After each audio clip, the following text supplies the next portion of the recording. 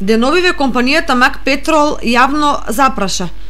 на кого во државата му одговара криминалот со црвената нафта и побара објаснување од владата што покажуваат анализите и бројките на предлогот за зголемување и изедначување на акцизата на екстра лесното гориво и дизелот. Сето тоа во ситуација кога статистиката покажува дека годишно се увезуваат 55 милиони екстра лесно гориво, иако реалната потрошувачка е 5 милиони, што создава вишок од 50 милиони од ова гориво. При тоа државата губи по повеќе од 11 денари од литар екстра лесно гориво што се користи за транспорт. Дека тука има многу причини за сомнеш потврдува фактот дека во државата и сега масовно се троши екстра лесно гориво, иако е завршена грејната сезона, што може да значи дека државата ја дозволува сивата економија.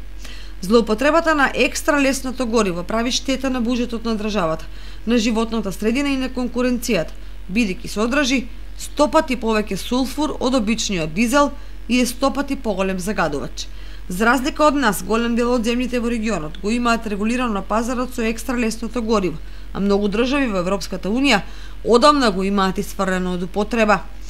Дека локалните бизнис интереси се над регулативата, зборува непочитувањето од страна на државата на дадените препораки на адреса на Република Северна Македонија од страна на Светската банка за транзиција за користење на почисти горива, односно забрана на горива во висока емисија на сулфур, како што е екстра лесното гориво.